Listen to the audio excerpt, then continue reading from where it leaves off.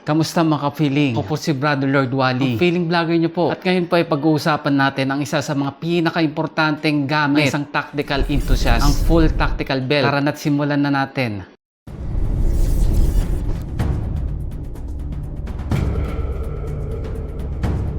Ano nga ba ang tactical belt? Sa simpleng salita, ito ay isang belt na dinisenyo para magdala ng iba't ibang kagamitan na kakailanganin mo sa field. Karaniwang ginagamit ito ng mga sundalo, pulis na kagaya ko, at mga outdoor enthusiasts. Unahin natin ang mga pangunahing bahagi ng full tactical belt, ang base ng lahat. Matibay, karaniwang gawa sa mga high quality materials tulad ng nylon o leather. Siyempre ang holster, nandiyan din ang holster para sa baril. Dapat ay madaling ma-access, ngunit secure.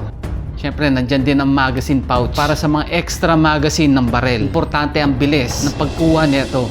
Siyempre utility pouches para sa mga iba't ibang gamit tulad ng flashlight, multi-tool at first aid kit. Siyempre yung lalagyan ng bosses natin. Bakit ba kailangan natin ng full tactical belt? Siyempre, accessible to, accessibility. Lahat ng kailangan mo ay nasa isang lugar na madaling abutin. Siyempre, organize. Maayos ang pagkakaayos ng iyong mga gamit. Kaya hindi ka malilito sa gitna ng aksyon. Siyempre, comfortable. Dinisenyo to para maging comfortable kahit na marami kang dala. Siyempre, pwede mo rin customize. Pwede mong baguhin base sa inyong pangangailangan at preferences. So, magbibigay rin ako ng konting tips. Hindi man tayo ganun ka-professional o kagaling sa pag-handle ng barel o pagputok. Pero, magbibigay pa rin ako ng tip para sa tamang setup ng inyong full tactical belt. Be sure lang po natin na balance. Siguraduhin po natin balance ang bigat, magkabilang gilid ng belt. Depende rin naman sa placement mo kung saan mo ilalagay ang mga pinaka-importanting gamit sa lugar na madaling abutin. Pero usually kapag right-handed ka, usually nasa right natin. Nasa right. Diba? Meron din naman naglalagay rito para madaling hugutin. Pero depende sa iyo. Kaya ang tactical belt, pwede mong siyang i-customize. So, pwede rin naman dito.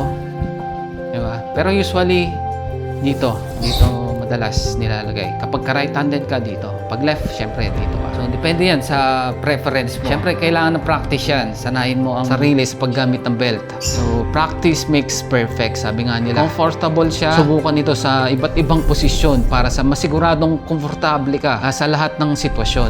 At yan po, mga ka-feeling, ang ating rundown at short na unboxing saka assemble. Ang ating rundown tungkol sa full tactical belt. Sana ay marami kayong natutunan. At tanda na kayong mag-setup ng inyong sarili. Kung may mga tanong pa kayo, kung gusto nyo mag-share ng inyong mga experiences, i-comment lang po sa baba. Huwag kalimutan ni-like ang video ito at mag-subscribe para sa mga iba't ibang tactical tips at gear reviews.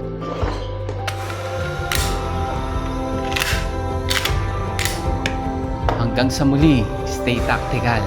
Once again, this is your Brother Lord Wally, ang feeling vlogger niyo po. God bless. Peace out.